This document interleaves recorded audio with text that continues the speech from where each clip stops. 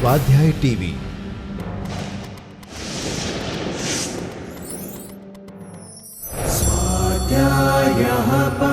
Doctor Baba Saheb Ambedkar open university.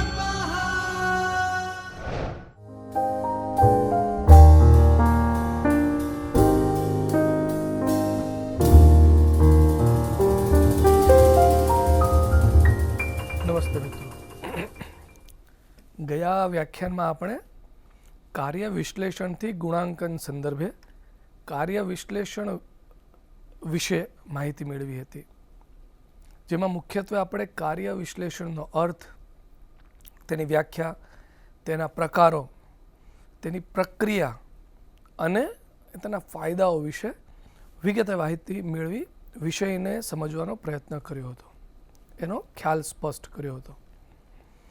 ત્યારબાદ આપણે કાર્યવર્ણન વિશે માહિતી મેળવી હતી, જેમાં કાર્યવર્ણનનો અર્થ, તેની વ્યાખ્યા, કાર્યવર્ણન પત્રકનો નમૂનો, એનો અભ્યાસ કર્યો હતો, કાર્યવર્ણનના ફાયદાઓ જોયા હતા અને અંતમાં કાર્ય વિશ્લેષણ અને કાર્યવર્ણન વચ્ચેનો આપણે તફાવત જાણ્યો હતો, સમજ્યા હતા.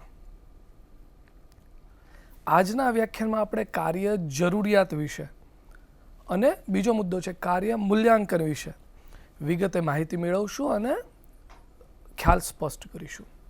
સૌપ્રથમ કાર્ય જરૂરિયાત સમજીશું, જેમાં તેનો અર્થ, વ્યાખ્યા, કાર્ય જરૂરિયાત પત્રકનો એક નમૂનો છે, એ નમૂનો જોઈશું અને ત્યારબાદ કાર્ય વર્ણન અને કાર્ય જરૂરિયાત એ બંને વચ્ચેનો તફાવત સમજવાનો પ્રયત્ન કરશું.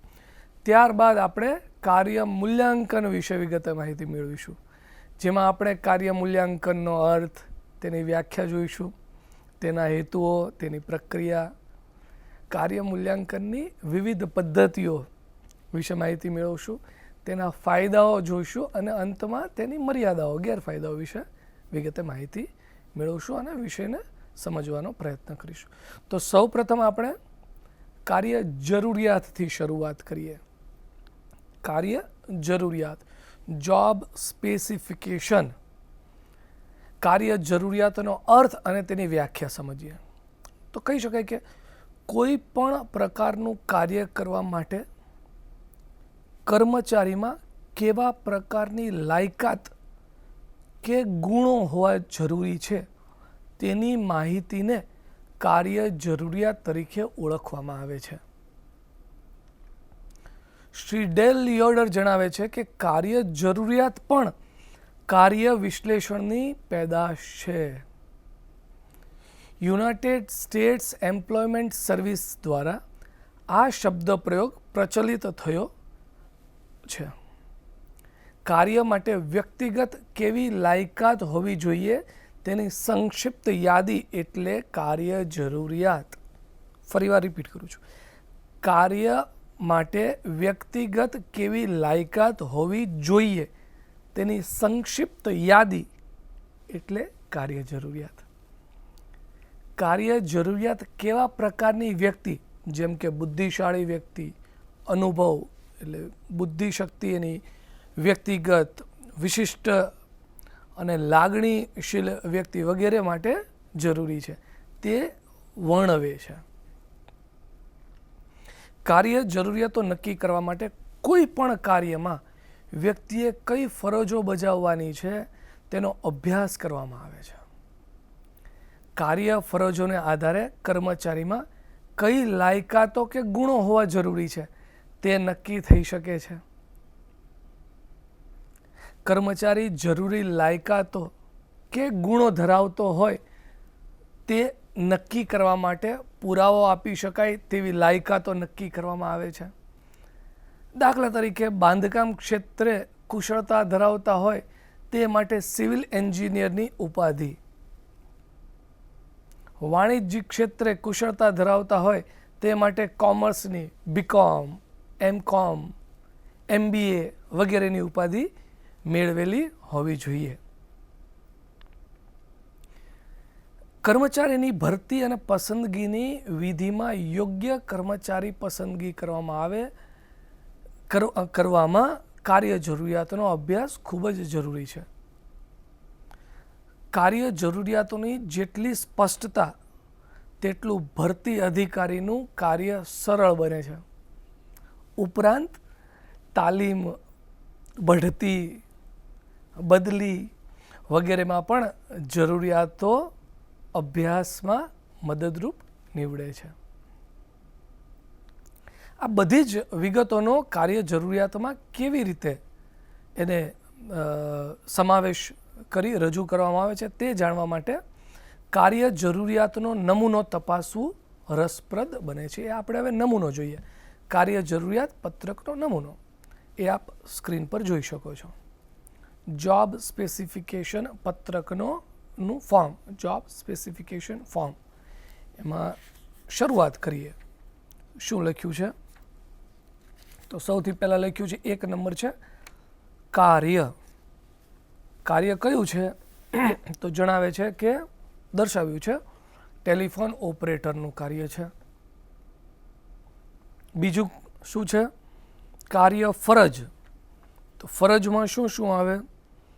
તો ફરજમાં શું શું આવે છે એ જાણવા માટે ફરજમાં દર્શાવ્યું છે કે ઓફિસ સમય દરમિયાન બહારથી આવતા ટેલિફોન મેળવવા અને સંબંધિત અધિકારીને તેની લાઈન આપવી, ફોનની લાઈન આપવી. એની માટે જરૂરિયાત શું છે? જરૂરિયાતમાં છે કે વાતચીત કરવા માટેનો વિનય, ભાષાનું જ્ઞાન, સુરુચિકર અવાજ તથા સાંભળવાની યોગ્ય શક્તિ. એણે શું કામ કરવાનું હોય? ટેલિફોન રિસીવ કરવાનો હોય એટલે સાંભળવાની શક્તિ હોવી જોઈએ. બીજું એણે શું કરવાનું છે? વાતચીત કરવાનો વિનય હોવો જોઈએ, વિનમ્રતાપૂર્વક એણે વાતચીત કરવી જોઈએ એટલે એને ભાષાનું જ્ઞાન પણ હોવું જોઈએ અને એનો અવાજ સારો હોવો જોઈએ, સુરુચિકર અવાજ હોવો જરૂરી છે. પુરાવારૂપ લાયકાત ચોથું છે, એમાં શું હોવું જોઈએ? તો લખ્યું છે SSCE બોર્ડની અથવા સમકક્ષ પરીક્ષા પાસ કરેલી હોવી જોઈએ. એની માટેનું આ બેઝિક નોલેજ, લાયકાત એ જરૂરી છે. અને પાંચમું અંતિમ, અનુભવ. અનુભવમાં શું જોઈએ? ઓફિસ ટેલિફોન ઓપરેટર તરીકેનો અનુભવ આવકાર્ય છે. એ હોય તો એ ઘણું જ સારું એવું જણાવ્યું છે. બરાબર મિત્રો? આ પત્રક, આ નમૂનો, કાર્ય જરૂરિયાત પત્રકનો નમૂનો જોયા બાદ આપણે કાર્ય વર્ણન અને કાર્ય જરૂરિયાત વચ્ચેનો તફાવત સમજીએ. કાર્ય વર્ણન અને કાર્ય જરૂરિયાત વચ્ચેનો તફાવત. કાર્ય વર્ણન અને કાર્ય જરૂરિયાતના અભ્યાસ બાદ બંને વચ્ચેનો તફાવત પણ નોંધવા યોગ્ય છે. એમાં પહેલું છે કાર્ય વર્ણનનો હેતુ કાર્ય અંગેની ચોક્કસ વિગતો મેળવવાનો છે, જ્યારે કાર્ય જરૂરિયાતનો હેતુ કાર્ય કરવા માટે કર્મચારીમાં કેવા પ્રકારની લાયકાત કે ગુણો હોવા જોઈએ, જરૂરી છે, તે જાણવાનો છે. આ એક થયું. બીજું, કાર્ય વર્ણન મહદ અંશે કાર્ય સાથે સંબંધ, કાર્ય સાથે વિશેષ સંબંધ ધરાવે છે, જ્યારે કાર્ય જરૂરિયાત કાર્ય કરનાર સાથે વિશેષ સંબંધ ધરાવે છે. બે ખાસ છે મિત્રો. આમ મિત્રો, કાર્ય જરૂરિયાતમાં આપણે કાર્ય જરૂરિયાતનો અર્થ, તેની વ્યાખ્યા સમજ્યા, કાર્ય જરૂરિયાત પત્રકનો નમૂનો આપણે જોયો અને અંતમાં આપણે કાર્ય વર્ણન અને કાર્ય જરૂરિયાત વચ્ચેનો તફાવત જોયો.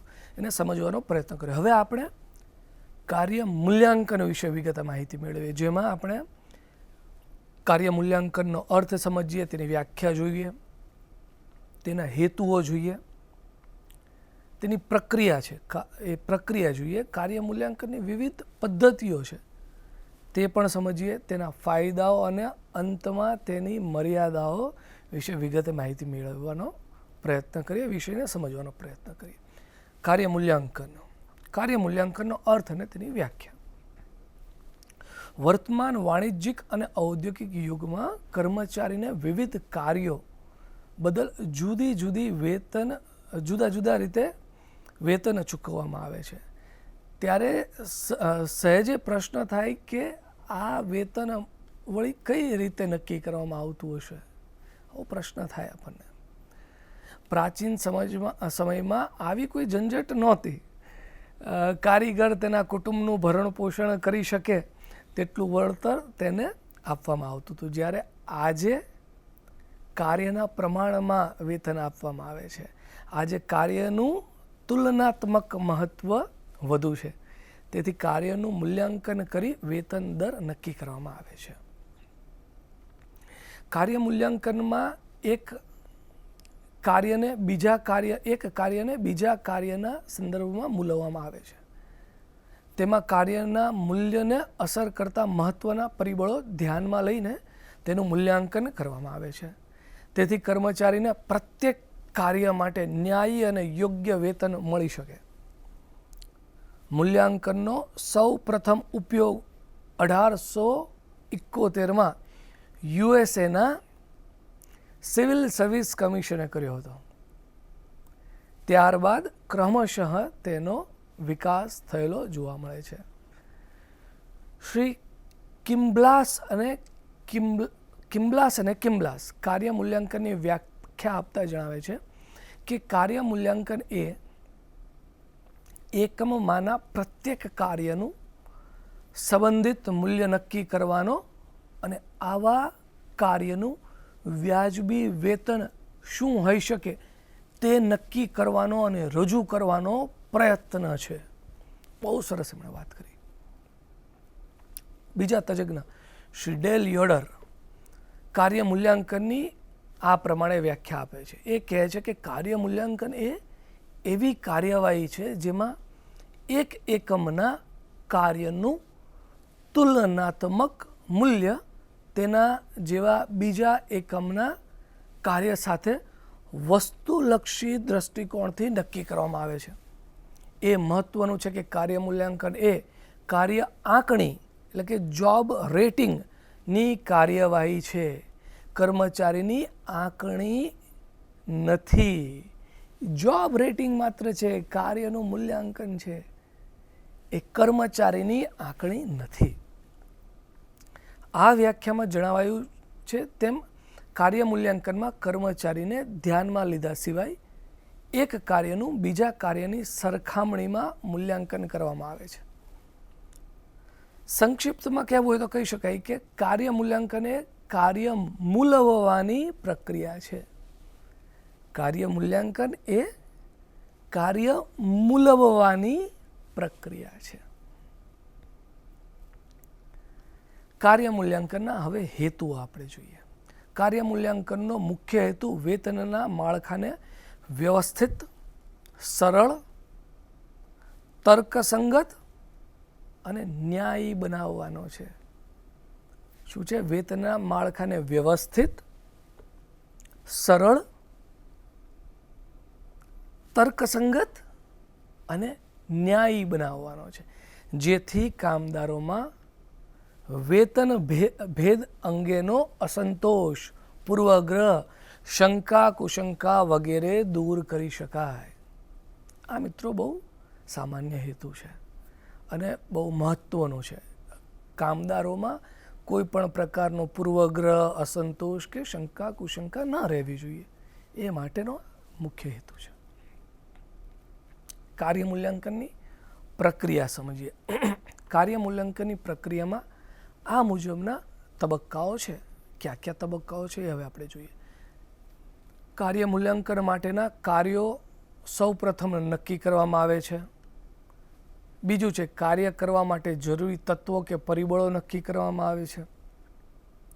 પરિબળોના સંદર્ભમાં એક કાર્યની બીજા કાર્ય સાથે તુલના કરવામાં આવે છે. ચોથું છે વહીવટી માળખામાં તે કાર્યનું સ્થાન અને મહત્વ નક્કી કરવામાં આવે છે. પાંચમું છે કાર્યના મૂલ્યાંકન અનુસાર વેતનનું માળખું નક્કી કરવામાં આવે છે. આ ચાર એની પ્રક્રિયાઓ છે. હવે આ પાંચ એની પ્રક્રિયાઓ છે. હવે એના વિવિધ એની પદ્ધતિઓ વિશે મિત્રો માહિતી મેળવીએ. કાર્ય મૂલ્યાંકનની વિવિધ પદ્ધતિઓ. કાર્ય મૂલ્યાંકનની મુખ્ય પદ્ધતિઓ કઈ કઈ છે એ આપણે જોઈએ. તો સૌ પ્રથમ આવશે ક્રમાંકન પદ્ધતિ, રેન્કિંગ મેથડ એને કહે છે, એક ક્રમાંકન પદ્ધતિ. બીજું છે વર્ગીકરણ એટલે કે ક્લાસિફિકેશન મેથડ, વર્ગીકરણની પદ્ધતિ. ત્રીજું છે પરિબળોની તુલના પદ્ધતિ, ફેક્ટર કમ્પેરિઝન મેથડ એને કહે છે. ચોથું છે આંક પદ્ધતિ, પોઈન્ટ્સ મેથડ એને. હવે આ ચાર પદ્ધતિને આપણે વિગતે સમજવાનો પ્રયત્ન કરીએ. ક્રમાંકન પદ્ધતિથી શરૂઆત કરીએ. સૌ પ્રથમ ક્રમાંકન પદ્ધતિ લઈએ. કાર્ય મૂલ્યાંકનની આ પદ્ધતિ સાદી અને સરળ છે. આ પદ્ધતિમાં પ્રત્યેક કાર્યનો વિચાર સમગ્ર એકમના અને અન્ય કાર્યોના સંદર્ભમાં કરવામાં આવે છે. ક્રમાંકન પદ્ધતિ 3 તબક્કા ધરાવે છે. પહેલા કાર્ય વિશ્લેષણ કરવામાં આવે છે, ત્યારબાદ તેના પરથી કાર્ય વર્ણન તૈયાર કરવામાં આવે છે, ત્યારબાદ પ્રત્યેક કાર્યને તેના મહત્વના ક્રમમાં મૂકવામાં આવે છે. દાખલા તરીકે સૌથી મહત્વનું કામ પહેલાં, ત્યાર પછી તેથી ઓછા મહત્વનું કાર્ય. એ રીતે કોઈ વાર એવું બને કે કાર્ય કરવામાં રહેલી મુશ્કેલીઓ અનુસાર ક્રમમાં મૂકવામાં આવે. કાર્યનો ક્રમ નક્કી કરતી વખતે આ ઉપરાંત કાર્ય કરવાના સંજોગો, કામની મુશ્કેલીઓ, શારીરિક કે બૌદ્ધિક શક્તિ અને અનુભવની જરૂરિયાત, સામેલ જવાબદારીઓ વગેરે પણ ધ્યાનમાં લેવામાં આવે છે. આ પદ્ધતિ સાદી અને સરળ છે, પરંતુ તેની મર્યાદાઓ એ છે કે તે પૂરતી ચોક્કસ કે હેતુલક્ષી નથી, તેમજ કાર્યનો ક્રમ આપવામાં કોઈ વાર વ્યક્તિગત પૂર્વગ્રહો પણ કામ કરી જાય તેવો ભય રહે છે. બરાબર છે. આ પહેલો મુદ્દો થયો. બીજો મુદ્દો બીજો છે પદ્ધતિ, એ વર્ગીકરણ પદ્ધતિ છે. વર્ગીકરણ પદ્ધતિ વિશે માહિતી મેળવીએ તો વિશાળ એકમોમાં અનેક કાર્યો થતા હોય છે, ત્યારે પ્રત્યેક કાર્યનું અલગ અલગ રીતે મૂલ્યાંકન કરવામાં મુશ્કેલી પડે, બહુ સ્વાભાવિક વાત છે. તેથી આ પદ્ધતિમાં તે કાર્યોને સમાનતાના ધોરણે અલગ અલગ વર્ગોમાં વહેંચીને અલગ અલગ વર્ગોનું મૂલ્યાંકન કરવામાં આવે છે અને વેતનનું ધોરણ પણ નક્કી કરવામાં આવે છે. વર્ગીકરણના આ કાર્ય માટે કાર્ય વર્ણનનો ઉપયોગ કરી કાર્યનું જુદા જુદા વર્ગોમાં વર્ગીકરણ કરવામાં આવે છે. ક્રમાંકન પદ્ધતિની માફક આ પદ્ધતિ પણ સહેલી અને સરળ છે, પણ પૂરતી ચોક્કસ નથી, તેમજ આમાં પણ વ્યક્તિગત પૂર્વગ્રહ ભાગ ભજવે તેવી એક શક્યતા તો રહે જ છે. ત્રીજી પદ્ધતિ પરિબળોની તુલના પદ્ધતિ. આ પદ્ધતિ અનુસાર કોઈ પણ કાર્યનું મૂલ્યાંકન કરવા માટે તે કાર્યમાં રહેલા આવશ્યક તત્વો કે પરિબળો શોધવામાં આવે છે. આ પદ્ધતિમાં કાર્યના 5 કે 7 પરિબળોને પસંદ કરવામાં આવે છે. દાખલા તરીકે બુદ્ધિ ચાતુર્ય, અનુભવ, શારીરિક પ્રયત્નો, માનસિક પ્રયત્નો, કામની પરિસ્થિતિ. આ બધી જ પરિસ્થિતિઓનો બાબતોનો પ્રયત્ન કરવામાં આવે છે એને આવરી લેવાનો. આ પદ્ધતિની કાર્યવાહી આ મુજબ છે. આપણે એ સમજીએ કઈ રીતે છે એ જોઈએ. પ્રથમ કાર્ય વર્ણન તૈયાર કરવામાં આવે. બરાબર છે. કાર્ય વર્ણન એમાં શું થાય, એમાં શું એ કાર્ય વર્ણન આપણે અગાઉ જે જોયું હતું એ મુજબ કાર્ય વર્ણન પહેલાં તૈયાર કરવામાં આવે. ત્યારબાદ જે પદ્ધતિનો ઉપયોગ કરવાનો છે તે પરિબળો પસંદ કરવામાં આવે. ત્રીજું, અસમાન વેતન ધરાવતા 15 થી 20 મુખ્ય કાર્યો નક્કી કરવામાં આવે, જેથી ફરજો સ્પષ્ટ રીતે દર્શાવવામાં આવે. ત્યારબાદ પ્રત્યેક પરિબળનું તુલનાત્મક મૂલ્ય નક્કી કરવામાં આવે, જેમાં બે કે વધુ પરિબળોનું મૂલ્ય એક સરખું હોઈ શક્ય છે. અને પછી મુખ્ય કાર્યોના પરિબળોની આકારણી કરવામાં આવે. આકારણી કર્યા બાદ પ્રત્યેક કાર્યના પ્રત્યેક પરિબળોનું નાણાકીય મૂલ્ય નક્કી કરવામાં આવે. ત્યારબાદ કોઈ પણ કાર્યના પરિબળનું નાણાકીય મૂલ્ય તેને મળતા આવતા મુખ્ય કાર્યના પરિબળોના નાણાકીય મૂલ્ય પરથી નક્કી થઈ શકે છે. આમ પ્રત્યેક કાર્ય અંગે તેના જુદા જુદા પરિબળોનું નાણાકીય મૂલ્ય નક્કી કરવામાં આવતું હોય તેનો સરવાળો કરી પ્રત્યેક કાર્ય માટે વેતનનો દર નક્કી કરવામાં આવે છે. પરિબળોની તુલના પદ્ધતિનો વિકાસ યુજીન બેજે કરેલો. તેથી આ પદ્ધતિને તેના નામ પરથી બેજ પદ્ધતિ તરીકે પણ ઓળખવામાં આવે છે. આ પદ્ધતિમાં પ્રત્યેક પરિબળનું નાણાકીય મૂલ્ય નક્કી થતું હોવાથી પ્રત્યેક કાર્ય માટે વેતન દર તુલનાત્મક રીતે નક્કી કરી શકાય છે. બહુ મહત્વનું છે. પણ આ પદ્ધતિ સમજાવવી જરા મુશ્કેલી પડે તેમ છે, જરા ગૂંચવણભરી પણ છે. બરાબર છે. ચોથી પદ્ધતિ લઈએ, આંક પદ્ધતિ, પોઈન્ટ્સ પદ્ધતિ આપણે જેને કહીએ છીએ એ પદ્ધતિ. આ પદ્ધતિ પરિબળોની તુલના પદ્ધતિને મળતી આવે છે. આ પદ્ધતિમાં પણ કાર્યના પરિબળો નક્કી કરવામાં આવે છે. આ પરિબળો મુખ્યત્વે 4 ક્ષેત્રફળના હોય છે. ક્યાં ક્યાં 4? સૌથી પહેલું બુદ્ધિ ચાતુર્ય કેવું જોઈએ એ, પ્રયત્નો કેવા કરવામાં આવે છે. બીજું, ત્રીજું, એને જવાબદારી કેવી કેવી સોંપવામાં આવે છે, કામની જવાબદારી કેવી છે. અને ચોથું છે કાર્યની પરિસ્થિતિ. આમ મુખ્યત્વે શિક્ષણ, અનુભવ, વસ્તુ માટેની જવાબદારી, સલામતી, કામની પરિસ્થિતિ વગેરે નમૂનાના પરિબળો છે. પ્રત્યેક પરિબળોને જુદી જુદી કક્ષામાં વહેંચવામાં આવે છે. પ્રત્યેક કક્ષાના ચોક્કસ પોઈન્ટ, આંક નક્કી કરવામાં આવે છે. પ્રત્યેક પરિબળના આંકનો સરવાળો કરીને કાર્યના કુલ આંક મેળવી અન્ય કાર્યો સાથે સરખાવી શકાય છે. આ પદ્ધતિની કાર્યવાહી આ મુજબ થાય છે. કઈ મુજબ? પ્રથમ, કાર્ય વર્ણન તૈયાર કરવામાં આવે. બીજું છે પ્રત્યેક કાર્યના સંબંધિત પરિબળો પસંદ કરવામાં આવે છે. સામાન્યતઃ 8 થી 10 પરિબળો અહીંયા પસંદ કરવાનું સલાહભર્યું છે. પછી ત્રીજો મુદ્દો લે, પ્રત્યેક પરિબળને જુદી જુદી કક્ષામાં વહેંચી નાખવામાં આવે છે અને કક્ષાનું ધોરણ નક્કી કરવામાં આવે છે. ત્યારબાદ ચોથું આવે, પ્રત્યેક પરિબળનું વેઇટ, એનું ભારણ નક્કી કરી ટકાવારી પ્રમાણે તેનું મૂલ્ય આંકવામાં આવે છે. ત્યારબાદ પરિબળના પ્રત્યક્ષ કક્ષાનું તુલનાત્મક નક્કી કરવામાં આવે છે. પરિબળમાં પ્રત્યેક કક્ષાનું તુલનાત્મક એ નક્કી કરવામાં આવે છે. આમ પ્રત્યેક કાર્ય અંગે તેમાં જુદા જુદા પરિબળોના આંક નક્કી કરવામાં આવ્યા હોય તેનો સરવાળો કરી કુલ આંક મેળવી શકાય છે. આ આંક પદ્ધતિથી કાર્યનું મૂલ્યાંકન કેવી રીતે કરવામાં આવે છે તે વધુ સ્પષ્ટ રીતે સમજવા માટે the national metal traders association USA નો એક નમૂનો એમણે તપાસવાનું રસપ્રદ બનાવ્યું હતું. એ નમૂનો આપણે સમજીએ. કાર્ય મૂલ્યાંકનની આંક પદ્ધતિનો નમૂનો આપણા સ્ક્રીન ઉપર છે.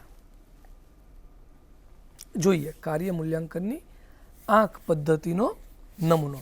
એ શું સૂચવે છે? બહુ સરસ મિત્રો આ નમૂનો આપવામાં આવ્યો છે. સૌ પ્રથમ લઈએ પરિબળો. તો કયા કયા પરિબળો આપ્યા છે? મિત્રો ફોન્ટ થોડા નાના છે, પણ આપ થોડો પ્રયત્ન કરશો તો સમજી શકાય અને હું એ રીતે વિગત આપને આપતો જઈશ. સૌ પ્રથમ પરિબળો છે, એમાં પરિબળો આપ્યા છે અલગ અલગ.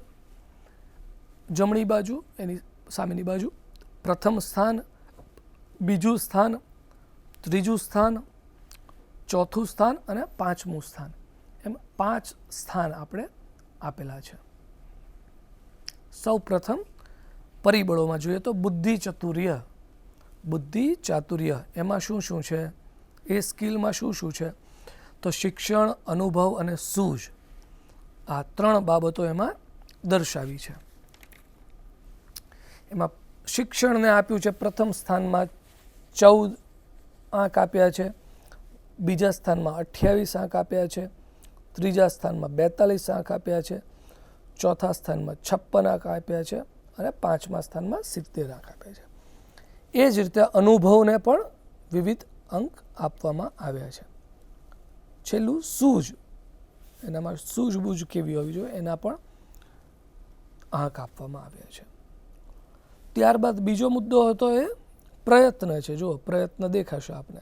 પ્રયત્નમાં શું શું, એફર્ટમાં શું આપ્યું છે, શારીરિક જરૂરિયાત અને માનસિક જરૂરિયાત, એને પણ વિવિધ અંક આપવામાં આવેલા છે. શારીરિક જરૂરિયાતને પહેલામાં 10, બીજામાં 20, ત્રીજામાં 30, ચોથામાં 40 અને પાંચમામાં 5. એ રીતે માનસિક જરૂરિયાતને 5, 10, 15, 20 અને 25 એમ આપેલા છે. ત્યારબાદના પરિબળોમાં જવાબદારી, રિસ્પોન્સિબિલિટી કેટલી અને કેવી, એમાં છે પ્રક્રિયા અથવા સાધનો, વસ્તુ અથવા ઉત્પાદન, અન્યની સલામતી અને અન્યના કાર્યો. એ મુજબ એને આંક આપવામાં આવેલા છે 1 થી 5 મુજબ. અને અંતમાં હતું એ કાર્યની શરતો. એમાં કાર્યની પરિસ્થિતિ અને અનિવાર્ય જોખમો એ 2 આપ્યા છે. એ મુજબ જ તેને અંક પણ આપવામાં આવ્યા છે. જેમ કે કાર્યની પરિસ્થિતિની સામે 10, 20, 30, 40 અને 50. અને અનિવાર્ય જોખમોમાં 5, 10, 15, 20 અને 25. બરાબર છે. આ રીતે એના અંક આપવામાં આવેલા છે, એનું મૂલ્ય નક્કી કરવામાં આવેલું છે. કાર્ય મૂલ્યાંકનની અન્ય કોઈ પણ પદ્ધતિ કરતાં આ પદ્ધતિથી વેતનના માળખામાં ચોકસાઈ અને એક સૂત્રતા આવે છે.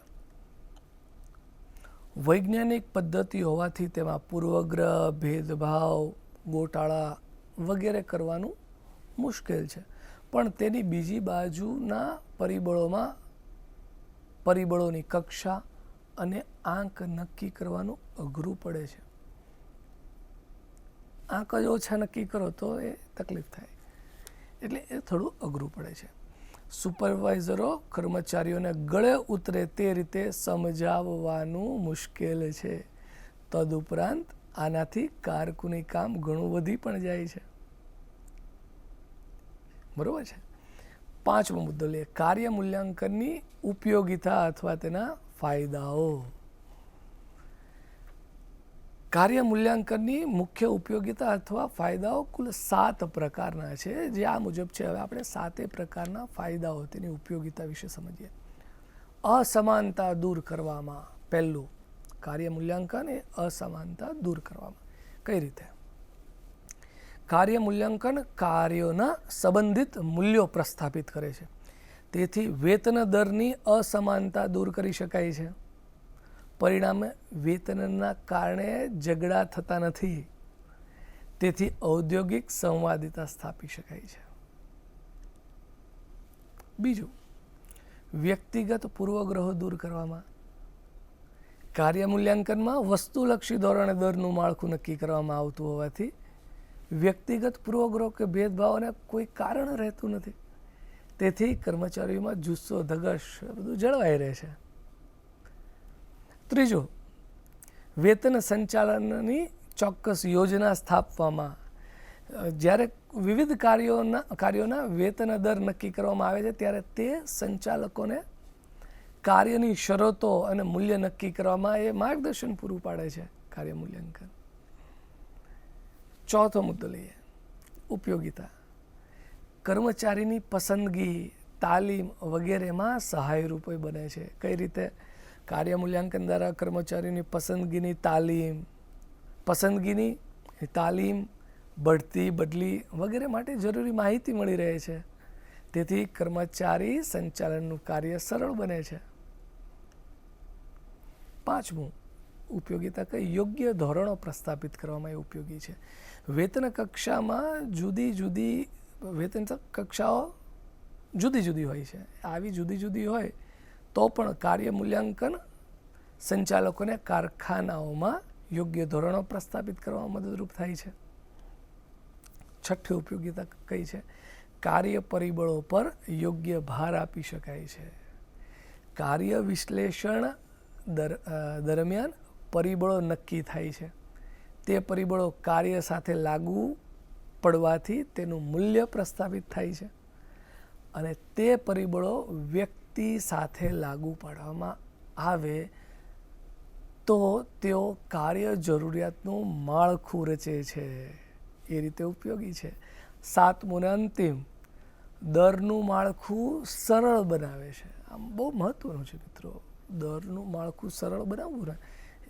જો કાર્યોની અસમાનતા નક્કી થવાને પરિણામે કાર્ય વર્ગો ઓછા હોય, જો સમાન વ્યાવસાયિક વર્ગોમાં કાર્ય કક્ષા સ્થાપવા કાર્ય જરૂરિયાતોમાં બહુ ઓછા તફાવતો હોય, જો દરેક કાર્ય વર્ગોમાં લઘુત્તમ અને મહત્તમ દરની મર્યાદા બાંધવામાં આવી હોય, જો સંચાલકો પગાર ધોરણો અમુક સમયે સુધારતા હોય તો દરેક માળખું સરળ બનશે અને વેતન સંચાલન વધુ સરળ બનશે.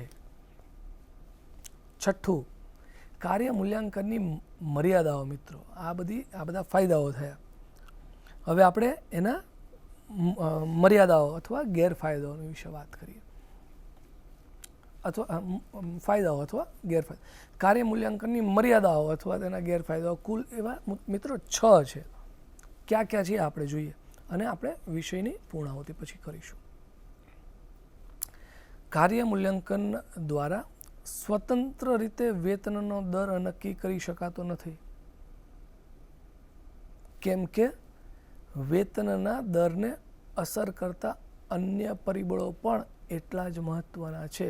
ક્યાં ક્યાં છે? જેમ કે કર્મચારીની વ્યક્તિગત આવડત, કર્મચારી પુરવઠો,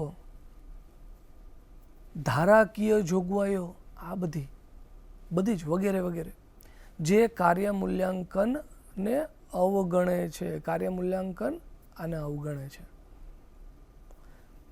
બીજી એની મર્યાદા લઈએ તો કાર્ય મૂલ્યાંકનના પરિબળો અને તેની કક્ષાની ચોક્કસ વ્યાખ્યા આપવાનું અને મૂલ્ય આંકવાનું મુશ્કેલ છે મિત્રો. એટલે કે વૈજ્ઞાનિક દ્રષ્ટિએ તેમાં પૂરતી ચોકસાઈ આવી શકતી નથી. આપણે જે બધા રેટિંગ સ્કેલ આ બધું જ જોયું, વૈજ્ઞાનિકતા એમાં નથી ને, એટલે એ ચોકસાઈ નથી આવી શકતી. ત્રીજી એની મર્યાદા શું છે? એકમના કાર્યોનું મૂલ્યાંકન મહદઅંશે જે તે એકમના આંતરિક પરિબળો પર આધારિત હોવાથી તે મૂલ્યાંકન પ્રમાણેના વેતન દરો સમગ્ર ઉદ્યોગને લાગુ પડી શકાય નહીં, ન લાગુ પડી શકે બધાને. 4થું, કાર્ય મૂલ્યાંકનની વિવિધ પદ્ધતિઓ અને પ્રક્રિયા જટિલ છે.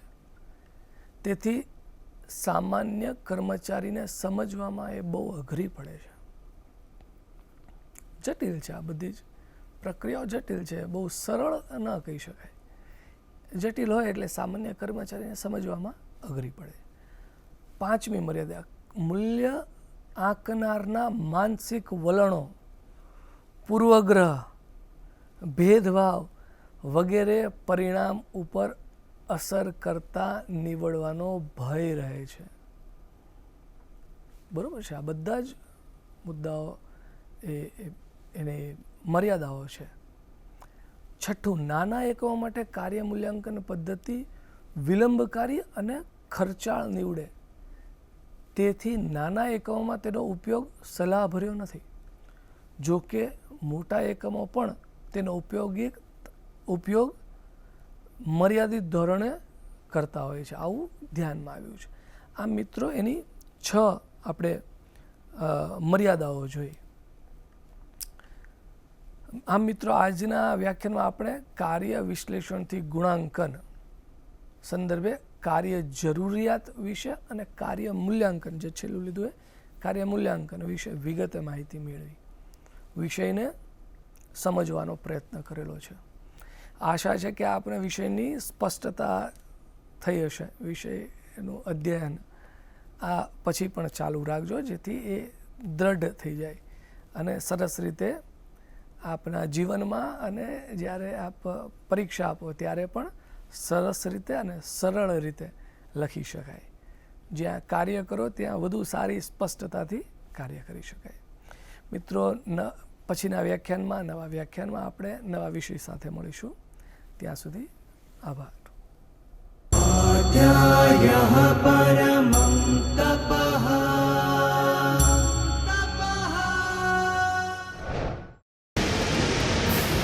સ્વાધ્યાય ટીવી